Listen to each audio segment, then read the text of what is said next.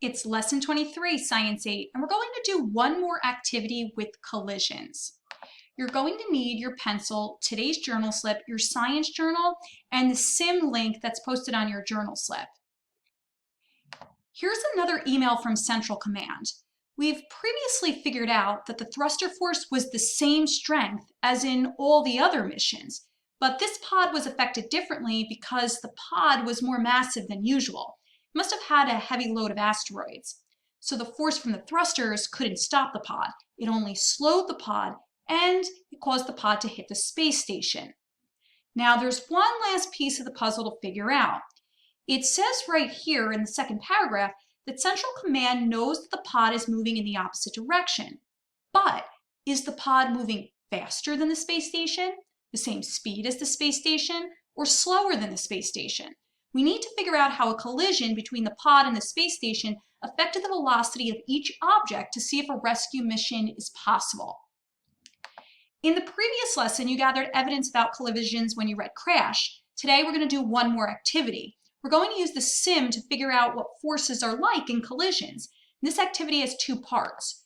First, we're going to simulate collisions between objects of the same mass, and then we're going to simulate collisions between objects of different masses. We need to pay careful attention to the effects of the collision and see how the velocity of each object may have changed.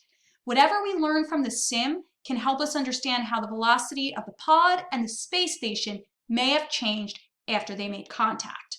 I'm actually going to do one trial from each part of the investigation with you so you understand how to operate the simulation. So right now you need to make sure that you have your journal slip in front of you and you bring up the sim in a new tab. All right, here we go. So once you're in the sim, you want to make sure that in the menu you choose 3.2 same mass collisions.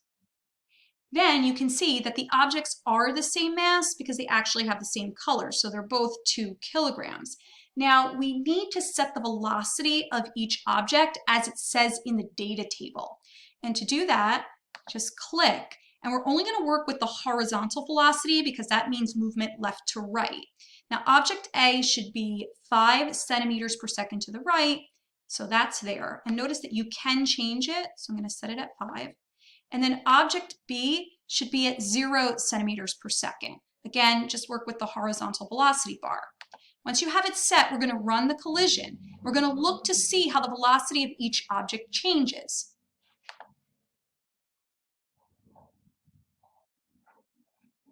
Now, I know that was pretty fast, so you can hit this Analyze button, and then you can rewatch the collision over and over by pressing here.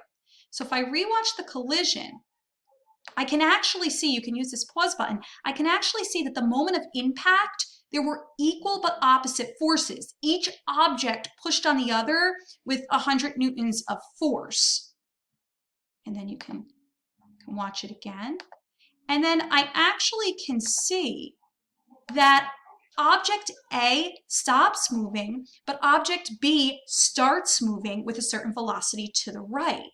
So what you want to do right now is you can watch it over and over as many times as you need to, but then you would add this information into your data table. Now I want you to complete the next 2 trials yourself, filling in the data table. Go ahead, I'll let you do that.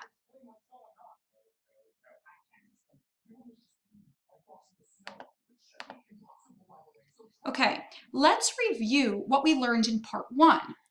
So after you did all 3 collisions, what did you notice about the strength of the forces in every collision? Yeah, you probably saw that the forces were equal in strength but opposite in direction. They were showing those with the pink force arrows. No matter the collision, the moment of impact, it was equal but opposite. And why might the 2 objects be affected differently if the same strength force was exerted on them? Well, we saw that mass can't be a factor because the objects were the same mass, so it couldn't be that. The objects experienced different outcomes because they were starting with different velocities. They started out moving differently at different speeds.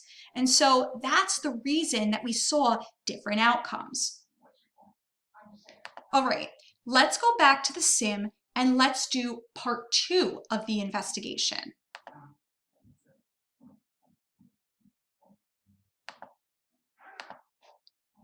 Now to do part 2, you have to make sure that you come back here to the menu, and this time you're going to select 3.2 different mass collisions. Now we can see that the objects have different masses because they have different shading. This one's actually, object A is a little heavier at 4 kilograms, and this one's lighter at 2 kilograms. We also want to make sure that we set the velocities as it says in our data table. You would click, so this one is set 5 centimeters to the right, and this one is set at being stationary. Again, you can change the slide bar. And then when you're ready, you can run the collision using this run button. Watch the effects. Now it probably went a little quick, so that we can hit this analyze button, you could re-watch the collision. So we're going to re-watch it. Right there, again, you can see that the forces exerted on each object the moment they collide are equal and opposite. So that's important. And then I see that object A sort of slowed down, but object B sped up. You can put these observations in your data table, and I want you to go off and try the last 2 collisions on your own. Do that now.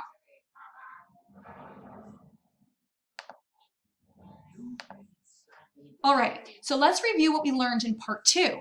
Again, you should have noticed that the forces at the moment of impact, it's always the same. They're equal in strength but opposite in direction. But this time, why might 2 objects be affected differently if the same strength force is exerted on them? Well, in this case, we have 2 factors.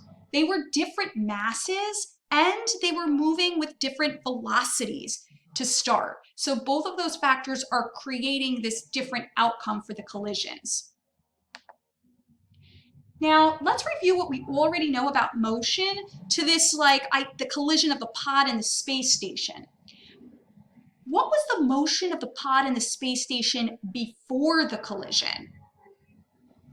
Right, the pod was moving toward the space station with a certain velocity, but the station was not moving. And then what was the motion of the pod and the space station after the collision? Well, the pod changed its direction. It's now moving away from the space station. And the space station is also moving. We just don't know the exact changes in speed. We know that both objects experienced velocity changes. So now let's apply what we learned today to infer what caused those changes.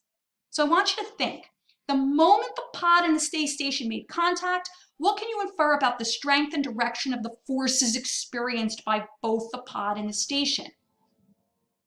And did the collision affect the pod and the station's speed in the same way? Answer these 2 questions on your journal slip. Make sure you justify with evidence from today's simulation.